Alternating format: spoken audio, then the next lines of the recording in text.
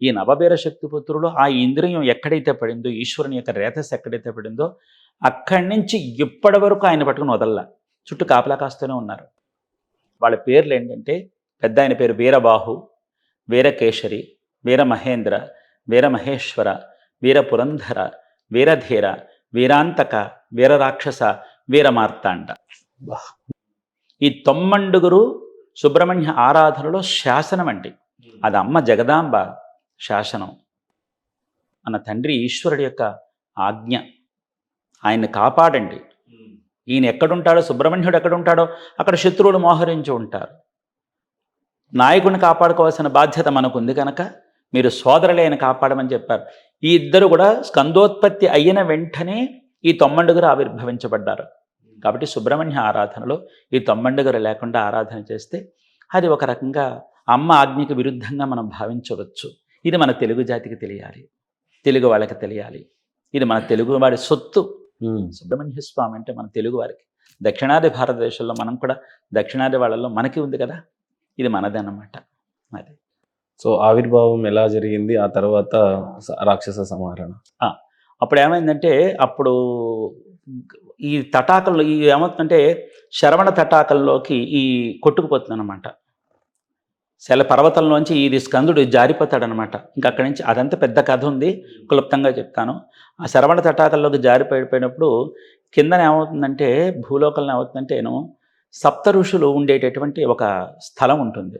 అక్కడ ఒక మడుగు ఉంటుంది అనమాట, కొలను, చిన్న కొలను. ఆ కొలను దానికి తటాకము అని పేరు. ఏమంటే ఆ తటాకం దగ్గరకు వచ్చి పడిపోతుంది అనమాట. ప్రతిరోజు కూడా సప్త ఋషులు చేసేటటువంటి యజ్ఞ యాగాది క్రతువులకి హవిర్భాగం ఇవ్వాలి. హవిర్భాగం అంటే మడిగా ఉండినటువంటి అన్నం పెసరపప్పుని దేవతలకు ఆహారంగా ఇచ్చేది హోమంలో వేస్తారు. దేవతలకు ఆహారం అందుతోంది అంటే కనుక అది అగ్నిహోత్రంలో వేసినటువంటి ఫలాలు, అగ్నిహోత్రంలో వేసినటువంటి ద్రవ్యాలన్నీ కూడా దేవతలకు ముట్టుతాయి. కాబట్టి అందులో భాగంగా వాళ్ళు మడిగా వెళ్ళి స్నానం చేసి నీళ్లు తెచ్చుకొస్తూ ఉంటారు ఈ యొక్క సప్తఋషుల భార్య. అందులో అరుంధతీదేవి ఇంట్లో ఉండిపోయారు, అక్కడ ఉండిపోయారు, ఆశ్రమంలో ఉండిపోయారు. మిగతా 6 కూడా నదికి వెళ్ళి స్నానం చేస్తున్నప్పుడు అక్కడ వాళ్ళకి ఏమైందంటే, ఈ రేతస్సు అలాగా ఆ మడుగులో పడి అలా ఆ నీటికి తాకిడికి కొంచెం ఒడ్డుకు కొట్టుకుపోయి దర్భల యొక్క రాపిడిలో ఆ ఉష్ణం పుట్టి ఆ ఉష్ణంలోంచి శిశువు ఆవిర్భవించబడ్డాడు. సుబ్రహ్మణ్యరు. ఆయనకు 6 ముఖాలు, 12 చేతులు ఉన్నాయి. ఇక్కడ వీళ్ళకి ఏంటంటే అలా దిగగానే అదంతా కాంతివంతంగా అయిపోయింది. ఎక్కడి నుంచి ఏడుపు వినిపించింది. ఏమిటా ఏడుపు అని చూస్తాడే, ఎప్పుడు లేనటువంటి కాంతి అక్కడ కనిపించింది. వీళ్ళు 2 అడుగులు వేసి చూడగా ఆ దర్భల్ని ఇలా తీయగానే అక్కడ బంగారు మేనుతో 6 ముఖాలు కలిగి 12 భుజాలు కలిగి కుమారుడు సుబ్రహ్మణ్య స్వామి కార్తికేయుడు అక్కడ ఆవిర్భవించబడ్డాడు. అప్పుడు తీసుకోగా 6 ముఖాలు కలిగినటువంటి శిశువు 6 భాగాలుగా 6 శిశువులుగా విడిపోయి వాళ్ళ స్థన్యాన్ని స్వీకరించి పాలందుకున్నారు. అప్పుడు వీళ్ళకి మాతృత్వంలో ఉండి మాధుర్యం వాళ్ళకి అందిందనమాట. ఆ విధంగా ఆయనకి కార్తికేయుడు కృత్తికా వనంలో ఉండి 6 కూడా ఆ వనంలోకి ఉండడం వల్ల 6 ముఖాలు కలిగినటువంటి వాడికి కార్తికేయుడని, వీళ్ళకి కృత్తికా నక్షత్ర మాతృకులని పేరు అన్నమాట. అందుకని ప్రతి నెల కృత్తికా నక్షత్రం ఎంత విశేషంగా చేస్తారంటే, ఒక తల్లి బిడ్డలను అనుసంధానం చేసేటటువంటి వ్రతంగా కృత్తికా నక్షత్ర వ్రతాన్ని చేస్తారు. అందుకే మన వాళ్ళు ఓపిక ఉన్నవాళ్ళు పగలంతా స్వామి ఆరాధనలో నిమగ్నమయ్యి మడిగా వండుకు నీరు చేసుకుని సాయంత్రానికి చెమ్ముడు నీళ్ళు వేసుకుని చక్కగా దీపారాధనలు పెట్టుకుని, అగ్ని నక్షత్రం కదా, దీపారాధనలు పెట్టుకుని వాళ్ళకు తోచినంతగా పూజ చేసుకుని గుమ్మల్లో ఎవరైనా మనబోటు వాళ్ళు వస్తే ఇప్పుడు అన్నం పెట్టి, ఎందుకని సుబ్రహ్మణ్యేశ్వరుడు ఏ రూపంలో వస్తాడో తెలియదు, ఫలానా రూపంలో రావాలని లేదు. మనకు కలిగినదే బిడ్డ భావనతో వీళ్ళు తినాలి, తల్లి భావనతో వాడు పెట్టాలి. ఆ విధంగా చేస్తాడు తల్లి బిడ్డల సంరక్షణని. వీళ్ళు తల్లి మాతృత్వాన్ని చెవి చూసి ఎంత ఆనందం పడుతున్నారో, ఆ రోజున ఎవరైతే కృత్తికా నక్షత్ర వ్రతాన్ని చేస్తారో మాతృత్వం 10 కాలాలు చల్లగా ఉంటుందని చెప్పబడుతుంది అనమాట. అంత గొప్ప ఆరాధన. యాక్చువల్లీ సుబ్రహ్మణ్య స్వామి భూమి మీదకి రావడానికి గల కారణమే విశేషంగా చెప్పుకుంటారు. అంటే దేవతలందరినీ కూడా ఈ రాక్షసుడు బాగా ఇబ్బంది పెడుతుంటే వాళ్ళందరికీ హెడ్గా సింహాసనాన్ని అధిష్ఠించినటువంటి సుబ్రహ్మణ్యం స్వామి అని చెప్తూ ఉంటారు. సో ఆ స్టోరీ చెప్తాను. ఇక్కడ ఇంకొక చిన్న విషయం కూడా చెప్తాను.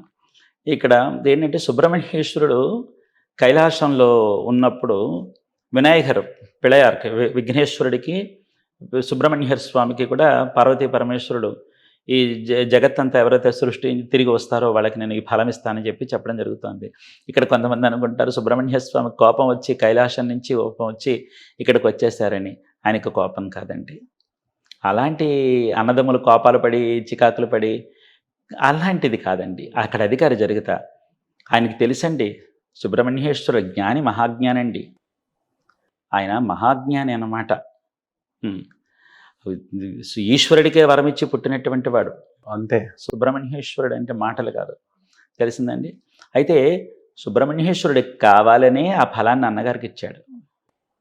ఎందుకంటే నేను పుట్టింది కైలాసంలో ఉండడానికి కాదు.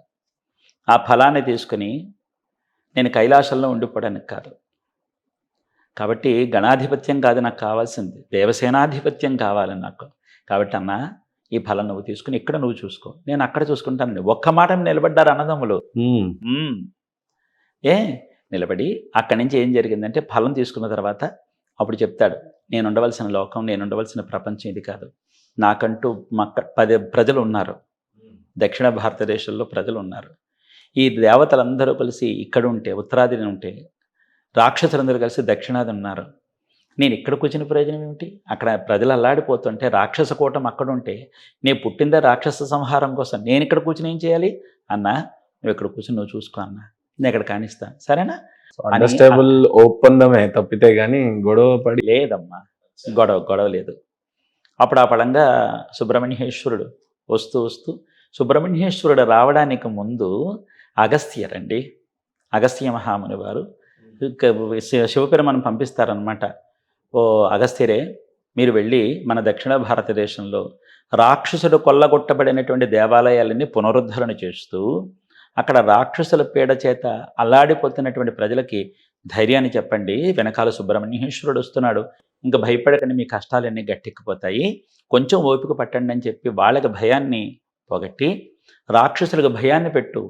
సుబ్రహ్మణ్యేశ్వరుడు వస్తున్నాడు, ఇంకా మీ ఆటలు చెల్లవు, ఇప్పటికైనా మీరు ఎక్కడ వాళ్ళు అక్కడికి పారిపోండి, కాబట్టి తస్మాత్ జాగ్రత్త అని చెప్పి రాక్షసులను హెచ్చరించండి, ప్రజలకు భయాన్ని పోగొట్టండి అని చెప్పి అగస్త్యరు ఏం చేస్తారంటే ఇక్కడ కొల్లగొట్టబడినటువంటి దేవాలయాల్ని పునరుద్ధరణ చేసి అక్కడి నుంచి సుబ్రహ్మణ్య ప్రాభవ వైభవాన్ని దక్షిణ భారతదేశంలో సుస్థిరంగా ప్రాచుర్యంలోకి తీసుకొచ్చిన వారు అంటే మన అగస్త్య మహాముని వారు.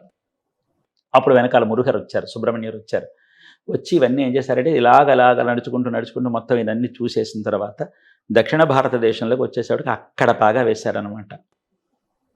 అక్కడ పాగా వేసి ఓ పని చేయండి, నేను ఎక్కడికి రాను, నన్ను చూడాలనుకుంటే ఎవరైనా మీరే నా దగ్గరికి రండి, నేను ఇక్కడే ఉంటాను. చుట్టూ శత్రువులు ఉండని, వాళ్ళని చంపడానికి నేను ఉంటాను. ఈ దక్షిణ భారతదేశపు భూమినంతా నా సామ్రాజ్య సింహాసనంగా చేసుకుంటాను, నేను ఇక్కడే కూర్చుంటాను, ఎంతమంది వస్తారో రాని, ఇక్కడి నుంచి నా ప్రజా పరిపాలన, లోక సంరక్షణ పరిపాలనకి ఇక్కడి నుంచి గావిస్తాను, నన్ను ఎవరైనా సంప్రదించాలంటే మీరే ఇక్కడికి రండి అన్నాడు.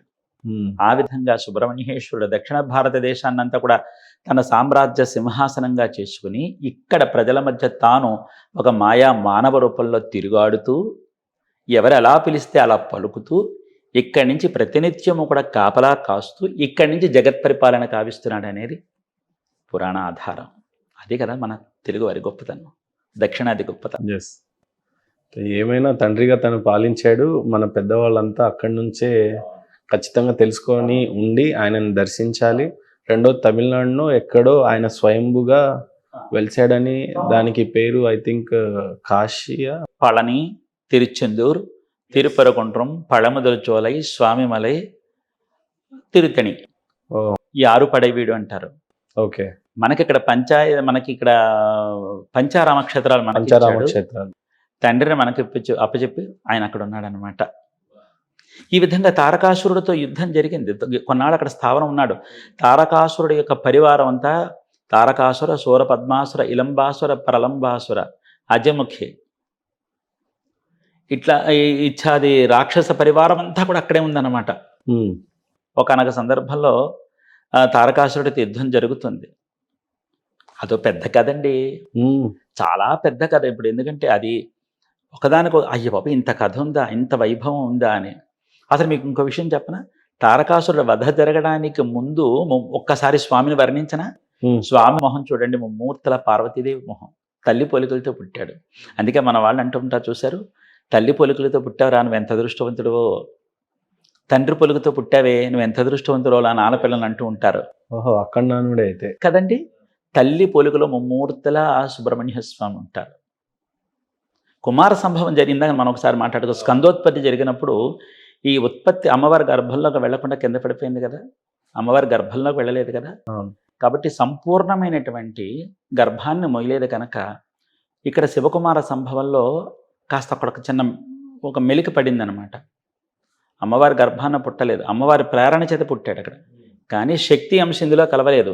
శివమిల్లామలి శక్తి ఇల్లై, శక్తి ఇల్లామలి శివమిల్లై అని తమిళంలో ఒక పదం ఉంటాయి. శివుడు లేనిదే శక్తి లేదు, శక్తి లేనిదే శివుడు లేడు. అర్ధనారీశ్వరం. కాబట్టి శివకుమార సంభవంలో అయ్యవారి యొక్క శక్తి ఎప్పుడైతే ఉందో అమ్మవారి యొక్క శక్తి కూడా ఇతనిలో కలిసినప్పుడు అతను పూర్తిగా శక్తిపుత్రుడు అవుతాడు, పూర్తిగా శివపుత్రుడు అవుతాడు. కాబట్టి ఇప్పుడు శక్తి అంశ ఈశ్వరాంశ ఉంది, శక్తి అంశ లేదు ఇక్కడ, శక్తి అంశ కావాలి. అప్పుడు ఆనాడు చెప్తుంది అనమాట, నవవీర శక్తిపుత్రుడు 9 పుట్టారు కదా. అప్పుడు అంటుంది ఆవిడ, మృగ నా గర్భవాసాన నువ్వు పుట్టలేదు, నేను ఎలా నీకు తల్లిని అనిపించుకుంటాను? శివకుమారుడమని అనిపించున్నావు కానీ శక్తిపుత్రుడని నువ్వు అనిపించుకోలేదు, నాకు ఎందుకయ్యా ఆ వరాన్ని దూరం చేసావంటే అప్పుడు అంటాడు, అమ్మా ఇది విధి, ఒకానొక సందర్భం వస్తుంది, ఆ సందర్భం వచ్చినప్పుడు నేనే నీ దగ్గరికి వస్తా. అమ్మా నాకు నీ అవసరం ఉంది, నన్ను కుమారుడిగా స్వీకరించమ్మా, నేను వస్తా, నువ్వు రాకమ్మా, నువ్వు అమ్మవమ్మ, నువ్వు అడగడం ఏంటమ్మా, నేను వస్తానమ్మా, నా తల్లి కదా అని చెప్పి తల్లికి చెప్పవలసిన విధంగా చెబితే తాను తల్లిని అనిపించుకోవాలని చెప్పి అమ్మ షిక్కల్ అనేటటువంటి తంజావూరు నాగపట్నం వెళ్ళే దారిలో షిక్కల్ అనేటటువంటి ఒక గ్రామంలో అమ్మ తపస్సు చేస్తుందన్నమాట.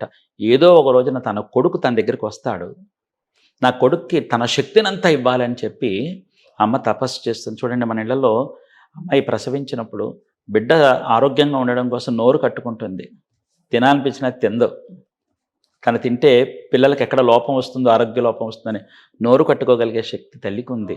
ఇక్కడ తల్లి మనసు కట్టుకుని తపస్సు చేసి తన కుమారుడికి తన శక్తిని తనే శక్తి, ఆ శక్తిని కుమారుడికి ఇచ్చేసి నేను తల్లిని అనిపించుకోవాలని చెప్పి ఈ తల్లి కొన్ని వేల యుగాలు తపస్సు చేస్తుందన్నమాట. తపస్సు చేయగానే ఒకనొక సందర్భంలో తారకాసురుడు పేటరేకపోతున్నప్పుడు అప్పుడు ఏం చేస్తారంటే మురుగరు ఏం చేస్తారంటే షిక్కలు పెడతాడు. అమ్మా అంటాడు. అమ్మ పులకరించిపోతుంది. అబ్బా వచ్చావా? అవునమ్మా వచ్చానమ్మా. తారకాసురుడు ఏం చేస్తాడో తెలుసా అమ్మా? మన నాన్నగారిని కంఠంలో బంధింగా పెట్టుకుని లోకాలన్నీ అతలాకుతలం చేస్తున్నాడమ్మా. తారకాసుని చంపాలంటే నాన్నగారిని చంపాలి, నాన్నగారిని చంపాలంటే నువ్వు ఒప్పుకుంటావా? ఒప్పుకోవు కదా, మరి ఎలాగమ్మా? అందుకోసం నీ ఆజ్ఞ దగ్గరికి వచ్చానమ్మా, దీనికి సమాధానం నువ్వే చెప్పాలంటే అప్పుడు అంటుంది అమ్మ, నాయనా నేను సర్వమంగళను, మంగళాంబికను మీ నాన్నగారు విషం తాగుతుంటేనే తాగండి నేను చూసుకుంటానని చెప్పిన దాన్ని ఈ రోజున కుమారుడికి ఎంత విపత్కరమైన పరిస్థితిలో ఉన్నాడంటే నా కుమారుడిని కాపాడుకోలేను. కాబట్టి నువ్వేమీ సంకోచించక నాన్న, వేసేయి, నాన్నగారిని వేసేయి, నేను చూసుకుంటాను కదా, నేను మంగళాంబికని కదా నాన్న, బాధపడకని చెప్పి అమ్మ అభయం ఇస్తుంది. ఎలా చేయనమంటే ఇదిగో నా శక్తి అంతా నీకు ఇచ్చేస్తాను తీసుకో అని చెప్పి అమ్మ ఏ రోజైతే ఈ రోజు కోసం ఎదురు చూస్తూ కూర్చుని తపస్సు చేసిందో తన తపోశక్తినంతా తన కుమారుడికి ఒక ఆయుధంగా చేసింది. అదే శక్తి శూలాయుధము. అందుకే స్వామికి శక్తి శూలధరాయ నమః అని పేరు. ఏమ్మా? శక్తి శూలధరాయ నమః అని పేరు. ఆ నామంతో అమ్మ ఇచ్చేస్తుంది. ఇస్తూ అంటుంది, అవును నీకు శూలాయుధం ఇచ్చాను కదా, ఎక్కడైనా శక్తి తగ్గిపోతుందేమో, ప్రాణం కొట్టుకుపోతుంది, ఓ పంచేనా నేను నీలో ఐక్యమైపోయినా, వాహ్, కాబట్టి నీలో ఐక్యమైపోయాను అనుకో నా కుమారుడికి ఇంకెక్కడ శక్తి తగ్గదు కదా అని చెప్పి అమ్మ ఏం చేస్తుంటాను, ఉండు ఒక్క క్షణం అని చెప్పి ఓ అష్టదిక్పాలకులారా ఇలా రండి అంటుంది. వస్తారు అష్టదిక్పాలకులు. వచ్చినప్పుడు ఏమ్మా అంటే నా కుమారుడు సుబ్రహ్మణ్యేశ్వరుడు తారకాసురుడు వధ చేయబోతున్నాడు, ఈశ్వరుడి మీద అస్త్రం వేస్తాడు. ఈశ్వరుడు తారకాసురుడి మెడలో బందీగా ఉన్న ఈశ్వరుడి మీద అస్త్రం వేసినప్పుడు ప్రజలు ఏమనుకుంటారంటే ఈశ్వరుడు చచ్చిపోయాడు అనుకుంటారు.